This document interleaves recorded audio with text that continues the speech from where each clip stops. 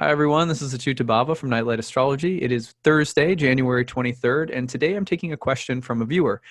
This is part of an effort to start catching up with a huge amount of questions that I've received over the past 6 months to a year that I haven't had time to catch up with.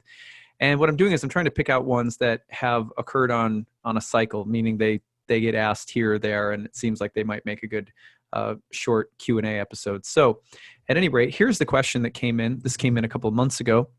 And it was I've gotten this question a few times over the past year. Could you explain the difference between dual and non-dual philosophies? Were ancient astrologers dual or non-dual in their approach to spirituality? Okay, so that's a good question. It's kind of a meaty philosophical question, but I'll give it a shot and try to do it pretty quickly. Okay, so first of all, let's define non-duality and duality. The non-dual view, which is very popular in kind of modern New Age thinking, and it has a long history, though. It has a history in all different parts of the world. The non-dual philosophy goes something like this.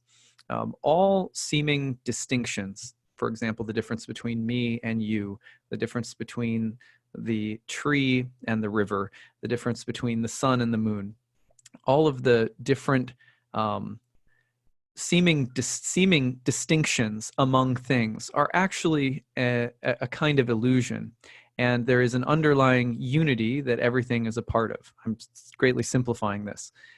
So non-dualism essentially says that everything that appears as though it is separate is an illusion that is to be overcome, especially by the individual soul on their way back to God realization, because ultimately there is no difference between anything and even between you or me and God. So from this perspective, the path of spiritual life is about gradually awakening to the oneness of everything, the sort of great singularity of all things. And oftentimes you'll hear people describe the journey of enlightenment as reabsorption into the oneness of God, where your sense of being a separate or individual self is completely gone. And this material world is also, in some sense, all of its appearing variations are a kind of illusion that need to be overcome. So that's, in a nutshell, what most people are talking about when they talk about non-duality. It has a history in Eastern thought, for sure. It has a history in Western thought, in Western philosophies. Sometimes in Western philosophy, you'll hear it talked about. The word monism might be thrown around a little bit in such a conversation. But the point is, it has a history. Now, dualism, what is dualism? Well, if you're listening to someone who's coming from a non-dual perspective, they'll typically define dualism like this. This is maybe one of the biggest problems from a non-dual perspective, is that people run around thinking that all of these opposites are real, that I'm different from you and you're different from me, or that I'm not God and God is not me. That there is fundamental distinctions or differences between things, and that things tend to exist in terms of warring or battling opposites. And of course, from a non-dual perspective, all of this is the great illusion that such distinctions are real. So oftentimes you'll hear dualism defined as the idea that everything is separate and separated and isolated and cut off and opposed through binaries and things like that. And when it gets described like that, dualism certainly doesn't sound very nice to a lot of people's ears. Most of us are seeking or looking for harmony, underlying unity, a sense of connectedness. And so there's something about that description of dualism that doesn't sound very good. Ancient astrologers were not non-dualists for the most part. What we think of as the most likely philosophical lineages that informed the birth of Hellenistic astrology, Western astrology, and probably arguably Indian astrology as well, would not have been non-dualists. At the same time, they weren't dualists by means of the definition that I've just provided either. So let's talk about what they were. We could call them, I like to use the phrase sacred dualism, but in the Bhakti tradition, there's an actual technical Sanskrit phrase or term for this concept, which is called acyuta-bhava. So what it means is inconceivable, simultaneous oneness and difference. Okay, so that's a mouthful, so let's break it down. This is you'll find the very similar something very similar from Plato. Let me read you something. By the way, for people, I recommend this to my students. I have a copy of this book that I've had for a long time, even though I've read a lot of Plato in my life, the actual texts. If you don't know Plato and you don't like to read dense ancient Greek philosophy, check out Plato for Beginners. It's a kind of a comic book version. The series are flawed, right? The comic book series presenting the ancient philosophers are flawed. But for someone who needs just like a neophyte, like just get me some understanding, and I don't maybe have the patience to endure huge, lengthy dialogues or treatises from Plato, this is a good place to start.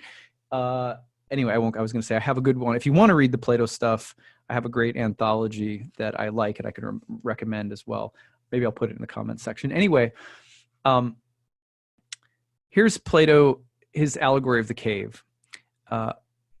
Occasionally a person, through the proper use of reason and through true erotic longing, meaning longing in the heart for truth, for goodness, for divinity, can turn his or her soul away from the passing shadows that are on the wall of the cave and toward the causes of those shadows and beyond. If one begins such a journey, which could be called philosophy or love, the path would be difficult and painful. In the soul's long journey upward, the prisoner's eyes, conditioned by a life of darkness, will at first be pained and blinded by what is seen. And yet once we become accustomed to thinking in terms of the more real things, we begin to see the various levels of reality. Then we begin to see everything in light of the source itself. So what Plato is describing is very much like the concept of that I just mentioned in Sanskrit, acyuta-bhava beta. What it means is this, that we are each spirit souls, and that we are unique, and that reality is diverse, multi-layered, multi-leveled, and includes real autonomous ontology for beings and for all the levels of beingness, which is to say that nothing is really an illusion. So nothing is an illusion. Everything is absolutely real. And those distinctions are eternally real, which means I am a soul. I'm an immutable soul. I'm unborn. I'm undying. You are too. God is as well. Angels, demons, demigods, everything is real and has its place as a unique being. And levels of reality have unique autonomy as well. So do the archetypal forms, which help us to see and understand different levels of reality. So for Plato, the path of enlightenment, and you have to remember that ancient astrology is deeply informed by Platonic thinking. Plato in turn shares a lot in common with Vedantic thinking and Egyptian mysticism, and even, of course, Hermetic philosophy, Pythagorean philosophy, a lot of these schools of philosophy around the time, which have a lot across the board. You can read about the axial age and what was happening around the middle of the first millennium BCE, and it's actually amazing to see what was happening spiritually. But there are diverse philosophies. There are non-dual philosophies around back then as well. I'll say more about that in a second, but for the most part, we see a sacred dualism, which is to say that the opposites are real, they're not an illusion. That this reality, this material reality is real, it's not an illusion. That you and me and our differences are not an illusion. That God and our differences are not an illusion, they're real. I'm not God and God is not me. Okay, so there is a sense in which the separation thus is maintained. However, as one ascends in their spiritual life, as they grow, spiritually speaking, for Plato and for Indian philosophers who hold this kind of sacred dualism, the soul remains a soul while increasingly it is able to see and feel the interconnection between all things. For example, when you're in love with someone, as that love grows, you feel more deeply connected, more deeply at one with the person while still retaining autonomy. In fact, from this perspective, this is why Plato describes the path of enlightenment not just as the path of knowledge, but as the path of love. And the reason for that is that the separation between the object and the subject, so to speak, the self and the other, has to be real for love to be real. So we need all levels of reality, all distinctions, all separation to be real, not just an illusion. And then as we grow and evolve in consciousness, we start to see through the eyes of love. And what does love do? Love unifies. Love does not eliminate illusion or the illusion of difference, Love does not eliminate the illusion of autonomy or individuality. Love completes it.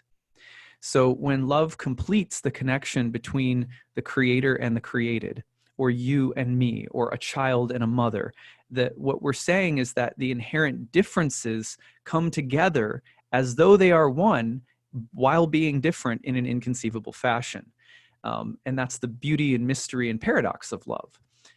In that sense, this reality, this material reality, is not unreal. It's not untrue. It's not bad. It's not evil. It's not to be overcome as though it's unreal. It's about realizing that as long as we think the material energy is all there is, and by the material energy, what we mean is the egocentric position that I am my body and that I am my state of consciousness or reality is only based on the fluctuations or changes happening to me in relation to my body and the five senses. If that's the only level at which we are seeing reality, then there is a sense in which we are in illusion. We are in illusion because we're trapped looking at shadows, at dull reflections.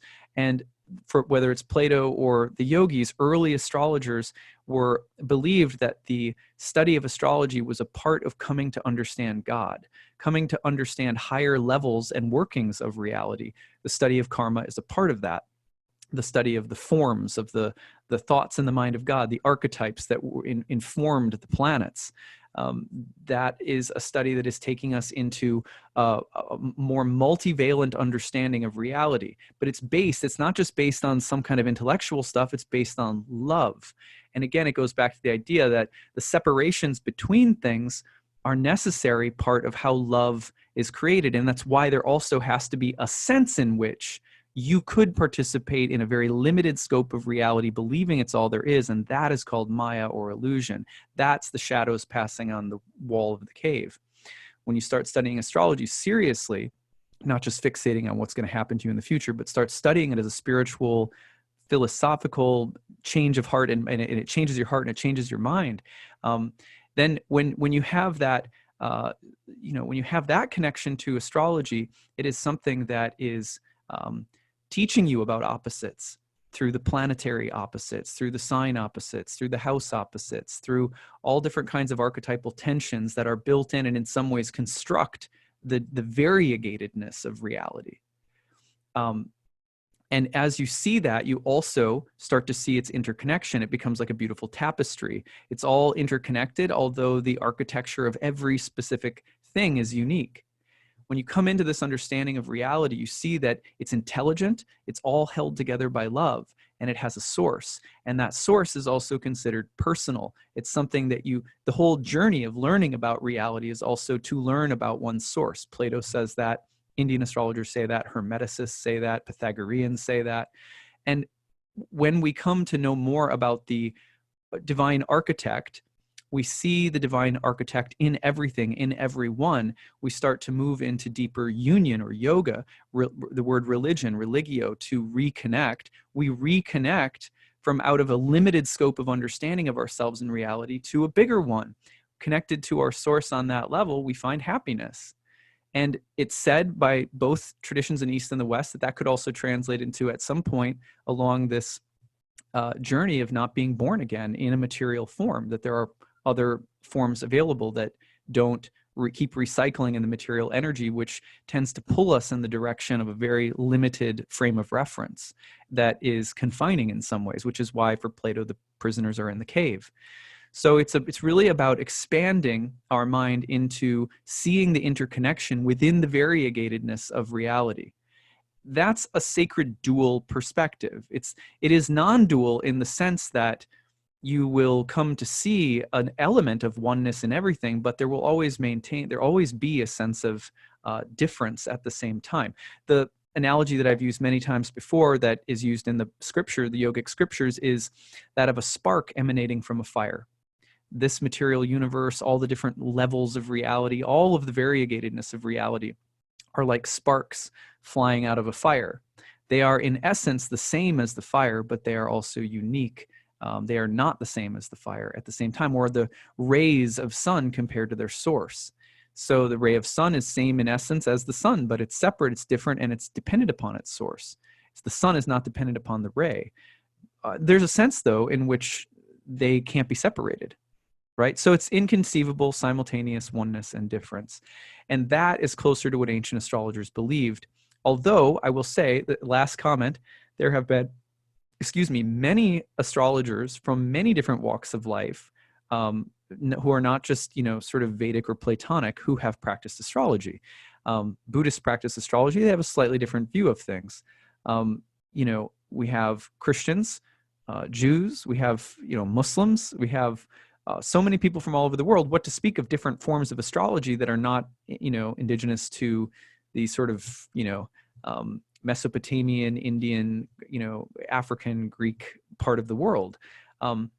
We have astrology in China. We have astrology in Mesoamerica, in Native American.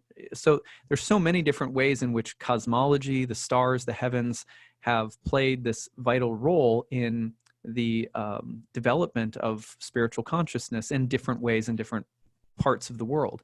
I'm starting to ramble now. I hope that this was a good answer to your question. Thanks for asking it. I hope you all enjoyed this Q&A episode. I'll try to do more soon. Okay, take care, everyone. Bye.